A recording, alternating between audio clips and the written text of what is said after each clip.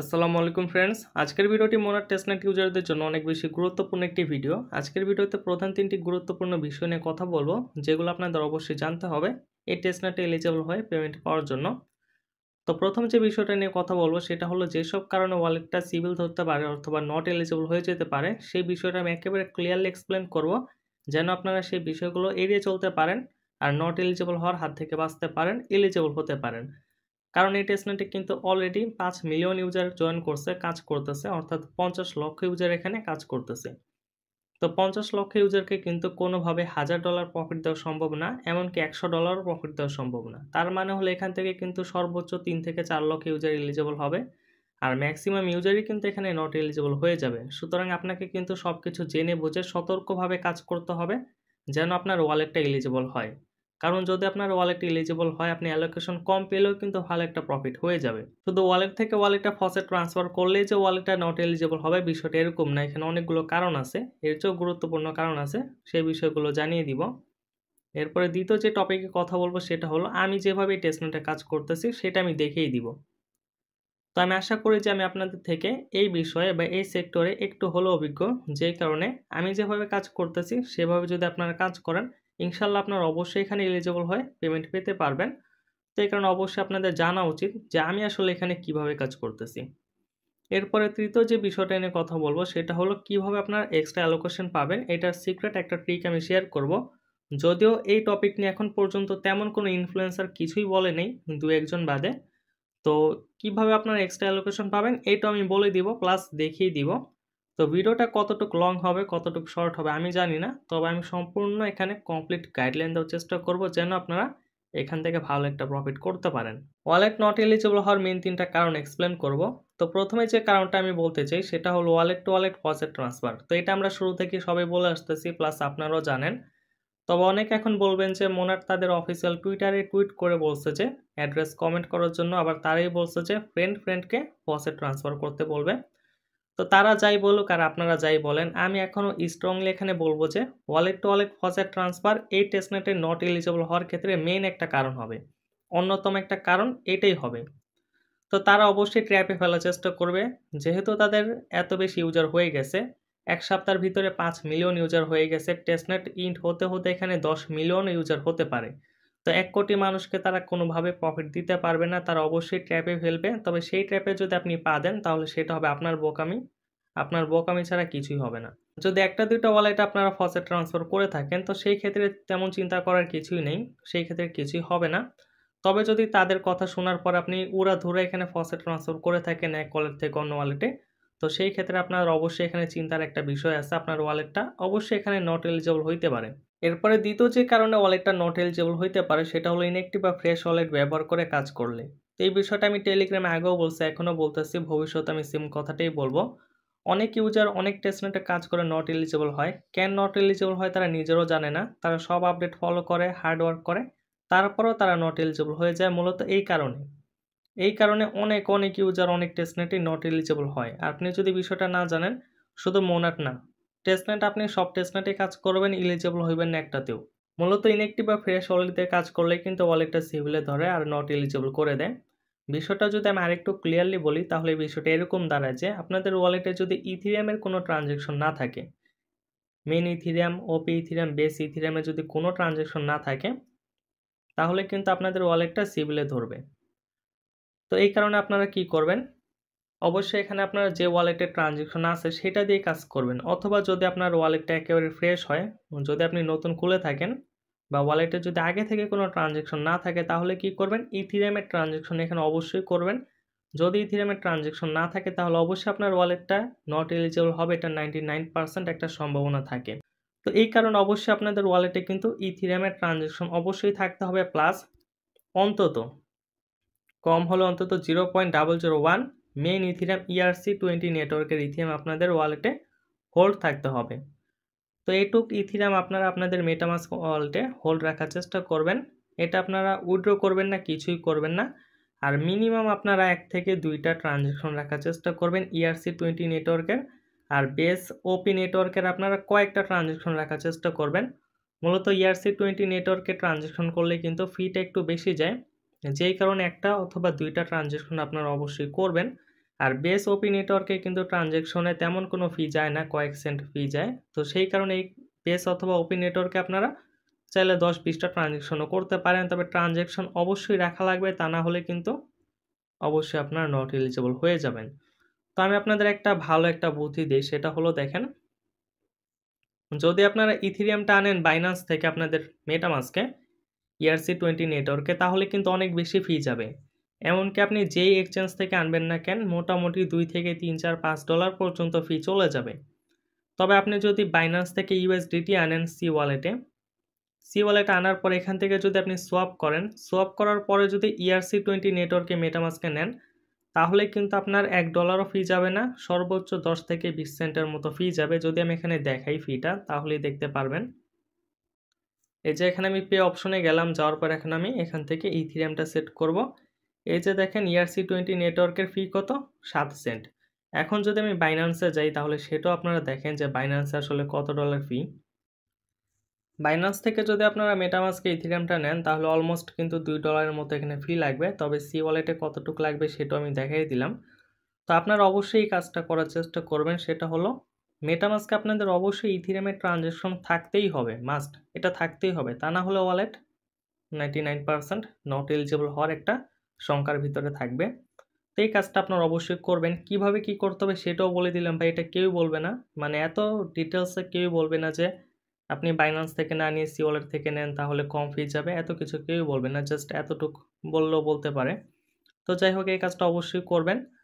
আর faucet যদি transfer করে থাকেন, তাহলে নতুন একটা ওয়ালেট ক্রিয়েট করে কাজ করা শুরু করেন, এখনও সময় আছে। আর এই কাজটা করতে হবে। তারপরে তৃতীয় যে কারণটা আছে, সেটা হলো স্প্যাম ট্রানজ্যাকশন করা যাবে না। তো এখানে আপনি যদি উড়াধুরা ট্রানজ্যাকশন করতেই থাকেন, র্যাঙ্ক সামনে নেওয়ার জন্য হোক বা যেই কারণে হোক, সারাদিনে যদি আপনি শুধু ট্রানজ্যাকশনই করতে থাকেন মোনাডে, তাহলে আপনি নট এলিজিবল হবেন। কারণ তারাই বলে দিচ্ছে যে স্প্যাম ট্রানজ্যাকশন করা যাবে না, অর্থাৎ অনেক বেশি ট্রানজ্যাকশন করা যাবে না। আপনি জাস্ট এখানে লিমিটে ট্রানজ্যাকশন করবেন, প্রয়োজনে ট্রানজ্যাকশন করবেন, তাহলেই হবে। ধরেন এখানে আপনি দেখেন ইকোসিস্টেমের প্রজেক্ট কিন্তু কম নেই। তো এখানে দেখেন ইকোসিস্টেমের কিন্তু অনেক প্রজেক্ট আছে। তো এই যে, তো এইগুলোতে কাজ করার ক্ষেত্রে কিন্তু আপনার মোটামুটি ভালোই ট্রানজ্যাকশন করা লাগতেছে। প্লাস এখানে কিছু ডেস্ক আছে প্রায় 10 থেকে 15টা। তো এখানে যদি আপনারা ডেইলি কয়েকটা করে ট্রানজ্যাকশন করেন, তাহলেও কিন্তু এখান থেকে ভালোই একটা অ্যামাউন্টের ট্রানজ্যাকশন হয়ে যাচ্ছে। তো তার চেয়ে বেশি কিন্তু করার কোনো প্রয়োজন নেই। তো এখানে ডেইলি যদি ধরেন 10টা ডেস্ক আছে, 10টা ডেস্কে আপনি ট্রানজ্যাকশন করলেন হলো 100টা, তাহলে আপনি কনফার্ম এখান থেকে নট এলিজিবল। তো এই কাজটাও করা যাবে না, লিমিটে ট্রানজ্যাকশন করা যাবে। ডেইলি আপনি অ্যাক্টিভিটি করবেন অবশ্যই, তবে অ্যাক্টিভিটি করার জন্য ট্রানজ্যাকশন আপনি করতে পারেন সর্বোচ্চ 10 থেকে 15টা, বা এর চেয়ে কম করলে ভালো হয়। ডেইলি যদি 5টা ট্রানজ্যাকশন করেন অ্যাক্টিভিটির খাতিরে, তাহলে সেটা আরও বেশি ভালো। তো মূলত এই 3টা মেইন কারণে কিন্তু ওয়ালেটটা নট এলিজিবল হইতে পারে। বিষয়টা আমি ক্লিয়ারলি এক্সপ্লেন করার চেষ্টা করলাম। যারা মনোযোগ দিয়ে শুনছেন, আশা করি যে শুধু মোনার টেস্টনেট না, যে কোনো টেস্টনেটেই আপনারা এলিজিবল হবেন এই 3টা বিষয় যদি মেনে তারপর কাজ করেন। রিসেন্টলি দেখলাম যে স্টোরি প্রোটোকল নামে টেস্টনেট অনেকে নট এলিজিবল হয়েছে। তো যারা নট এলিজিবল হয়েছেন কাজ করে বিষয়টা মিলাই নেন, তাহলেই বুঝতে পারবেন। আচ্ছা, এখানে দ্বিতীয় যে টপিকটা আছে সেটা হলো আমি টেস্টনেটে কিভাবে কাজ করতেছি, এই বিষয়টা আমি বলি। আশা করি যে এভাবে কাজ করলে অবশ্যই আপনারা এখান থেকে প্রফিট পাবেন, অন্তত নট এলিজিবল হইবেন না। অ্যালোকেশন কম হোক বেশি হোক, অ্যালোকেশন পাবেন, প্রফিট পাবেন। তা আমি এখানে যেভাবে কাজ করতেছি আর কি, তো দেখেন এখানে কিন্তু বেশ কিছু ইকোসিস্টেমের প্রজেক্ট শেয়ার করা হয়েছে।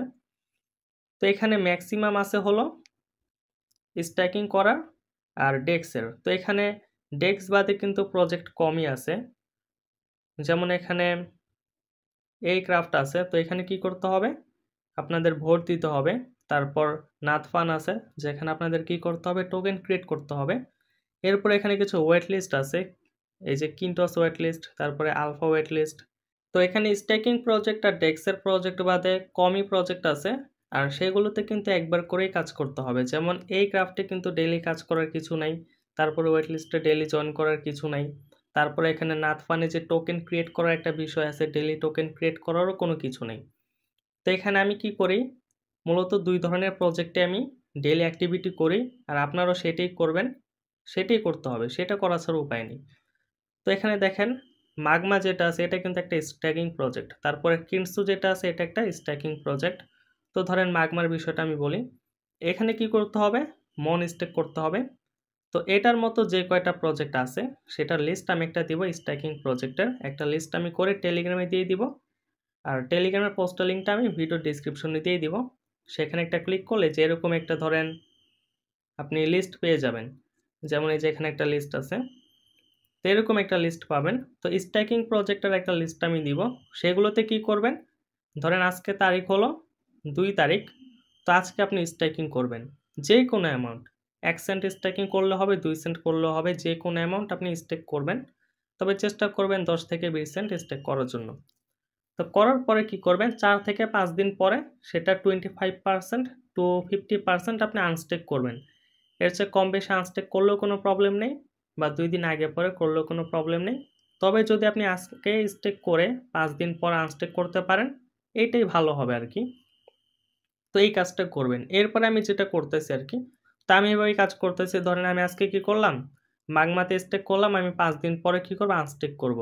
তবে এখানে আমি একসাথে মাগমা সহ কিনসো প্লাস যে কয়টা স্টেকিং প্রজেক্ট আছে সবগুলোতে আমি আজকেই স্টেক করব না। বিষয়টা এরকম না, আমি যদি মাগমাতে আজকে স্টেক করি, কিনসোতে আমি স্টেক করব হলো কালকে। এরপরে এ প্রিওরিও যেটা আছে, তো এটা একটা স্টেকিং প্রজেক্ট, তো এটাতে আমি স্টেকিং করব কবে, কালকের পরের দিন। তো একসাথে সবগুলোতে স্ট্যাকিং করারও কিছু নেই, এই কাজটা করবেন না। এরপরে আমি যেটা করতেছি সেটা হলো, এখানে দেখেন আমি 10টা ডেস্ক দিয়েছি নিউ10 প্রজেক্ট নামে এটা। তো এখানে 10টা ডেস্ক আছে, আর সব মিলে 15টা ডেস্ক আমি শেয়ার করছি। আরও 5টা ডেস্ক আছে, যেগুলোর ভিতরে 3-4টা আছে হলো সাপ্লাই বড় করার, আর 11 থেকে 12টার মতো আছে সোয়াপ করা, লিকুইডিটি অ্যাড করার। তো এই 15টা ডেস্কের লিঙ্ক আমি একসাথে দিব। তো আপনারা কি করবেন, এই 15টা ডেস্কে একসাথে অ্যাক্টিভিটি করবেন না, বা ডেইলি অ্যাক্টিভিটি করবেন। আপনারা যেটা করবেন সেটা হলো, আমি এখানে যেভাবে কাজ করতেছি সেমভাবে। তো আমি এখানে যেটা করতেছি সেটা হলো, আজকে হলো 2 তারিখ, তো আজকে আমি কি করব, এখানে 1 থেকে 5 যে ডেস্কগুলো আছে এখানে অ্যাক্টিভিটি করব। এখানে সোয়াপের অ্যাক্টিভিটি থাকতে পারে, লিকুইডিটি অ্যাড করার অ্যাক্টিভিটি থাকতে পারে, শর্ট লং, বা এখানে ধরেন অন্য কোনো অ্যাক্টিভিটি থাকতে পারে। তো এইগুলো আমি কি করব, আজকে করব। তবে একটা প্রজেক্টে আমি একটার বেশি ট্রানজ্যাকশন করব না। যেমন এখানে আমি একবার সোয়াপ করব, এখানে ধরেন একবার আমি ট্রেড করব, এখানে আমি একবার সোয়াপ করব, এখানে একবার সোয়াপ করব। তো এর চেয়ে বেশি কিছু করব না। 5টা প্রজেক্টে ট্রানজ্যাকশন করব হলো 5টা। তো তারপর 3 তারিখে আমি কি করব, এখানে 6 থেকে 10 যে প্রজেক্টগুলো আছে এখানে অ্যাক্টিভিটি করব। 4 তারিখে আবার কি করব, 11 থেকে 15 যে প্রজেক্টগুলো আছে সেইগুলোতে অ্যাক্টিভিটি করব। তার মানে এখানে ডেইলি আমি 5টা করে প্রজেক্ট, একটা করে ট্রানজ্যাকশন করব। আর সেম কাজটাই আপনারাও করবেন, তাহলে কিন্তু ভালো হবে। এর চেয়ে বেশি ট্রানজ্যাকশন করার কোনো প্রয়োজন নেই। আপনার র্যাঙ্ক দিয়ে কিছুই হবে না। আপনি যে এখানে অতিরিক্ত ট্রানজ্যাকশন করে র্যাঙ্ক 1-এ আনবেন, সে 1-এ এসে কোনোই লাভ হবে না, উল্টা আপনি নট এলিজিবল হয়ে যাবেন। তো এত বেশি ট্রানজ্যাকশন করার কোনো প্রয়োজন নেই, জাস্ট আপনার অ্যাক্টিভিটি প্রয়োজন, ঠিক আছে? ট্রানজ্যাকশনের কোয়ান্টিটি প্রয়োজন না, কোয়ালিটি প্রয়োজন। উড়াধুরা যদি একটা ডেস্কে আপনি 100টা ট্রানজ্যাকশন করেন, করতে পারবেন, আপনার র্যাঙ্ক 1-এ চলে আসবে, তবে আপনি নট এলিজিবল হবেন। সেই কাজটা করার কোনোই প্রয়োজন নেই। তো এই কাজটা করবেন না। এই বিষয়গুলো মাথায় রেখে কাজ করলে কিন্তু হবে। আমি এই বিষয়গুলো মাথায় রেখে কাজ করতেছি। স্ট্যাকিং প্রজেক্টে এভাবে স্ট্যাকিং করতেছি, আর ডেস্কের প্রজেক্টে এইভাবে অ্যাক্টিভিটি করতেছি। তো সেম কাজটা আপনারা করলে ইনশাল্লাহ আপনারাও এলিজিবল হবেন, আর এখান থেকে অ্যালোকেশন পাবেন ইনশাল্লাহ।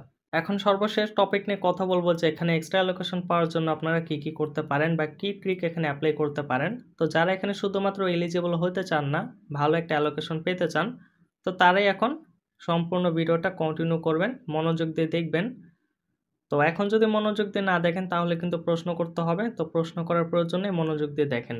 তো প্রথমে আমি ক্লিয়ারলি বলে দিই যে কোন কাজটা করলে আপনারা এক্সট্রা অ্যালোকেশন পাবেন। সেটা হলো, আপনারা যদি ফ্যান্টম ওয়ালেটটা ব্যবহার করে টেস্টনেটে কাজ করেন, অর্থাৎ মোনার টেস্টনেটে কাজ করেন, তাহলে কিন্তু আপনারা বেশি অ্যালোকেশন পাবেন অন্যদের তুলনায়, যারা মেটামাস্ক দিয়ে কাজ করতেছে তাদের তুলনায়।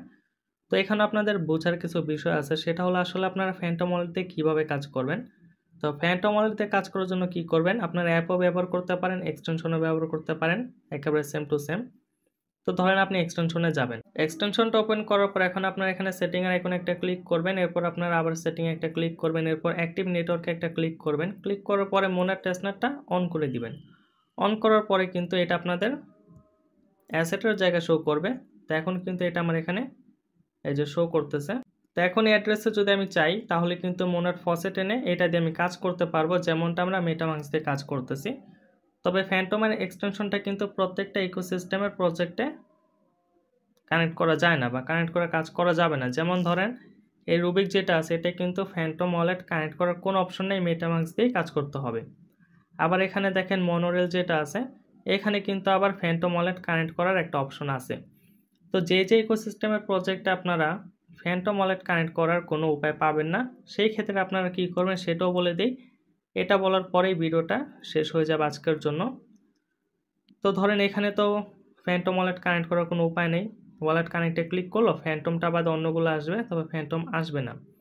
তো সেই ক্ষেত্রে যেটা আপনারা করবেন সেটা হলো ফ্যান্টম ওয়ালেট ক্রিয়েট করার সময় কিন্তু একটা সিক্রেট ফ্রেজ দেয় বা একটা প্রাইভেট কি কিন্তু আপনারা এখান থেকে বের করতে পারবেন। যেমন সেটিংসে যাওয়ার পরে তো সেটিংসে আপনারা ক্লিক করবেন, আপনারা কি করবেন এখানে পেনের যে আইকন আছে এখানে একটা ক্লিক করবেন। ক্লিক করার পরে এখানে কিন্তু শো প্রাইভেট কি নামে একটা অপশন পাবেন, এখানে ক্লিক করে প্রাইভেট কিটা কপি করে নেবেন। কপি করার পরে এই যে রুবিকে তো ফ্যান্টম দিয়ে কাজ করা যাচ্ছে না, তো এই ক্ষেত্রে কি করবেন মেটামাস্কে প্রাইভেট কিটা ইম্পোর্ট করে মেটামাস্ক দিয়ে কাজ করবেন, তাহলেই কিন্তু হবে। যেমন ধরেন মেটামাস্কটা আমি ওপেন করে দেখাচ্ছি।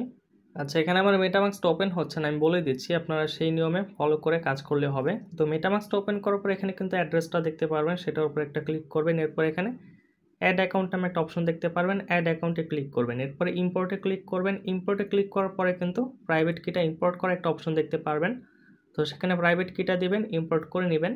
তো যে সকল ইকোসিস্টেমের প্রজেক্টে ফ্যান্টম ওয়ালেটটা কানেক্ট করা যাবে সেটাই তো ফ্যান্টম ওয়ালেটটা কানেক্ট করেই কাজ করবেন, আর যেটা ফ্যান্টম ওয়ালেটটা কানেক্ট করা যাবে না সেটাই কি করবেন মেটামাস্ক দিয়ে কাজ করবেন, ফ্যান্টমের প্রাইভেট কিটা ইম্পোর্ট করে, তাহলেই কিন্তু হয়ে যাবে। আজকের ভিডিওতে অনেক বেশি গুরুত্বপূর্ণ 3টি টপিক নিয়ে কথা বললাম। ভিডিওটা যদি আপনাদের উপকারে আসে অবশ্যই ইউটিউব চ্যানেলটা সাবস্ক্রাইব করবেন, আমাদের টেলিগ্রাম চ্যানেল জয়েন করবেন, আর ভিডিওতে একটা লাইক দিবেন। আশা করি যে ভিডিওটা আপনাদের অনেক বেশি উপকারে আসবে এই টেস্টনেট এলিজিবল হওয়ার ক্ষেত্রে, অ্যালোকেশন পাওয়ার ক্ষেত্রে এবং ভালো একটা প্রফিট পাওয়ার ক্ষেত্রে। তাহলে এই ছিল আজকের ভিডিও। আসসালামু আলাইকুম।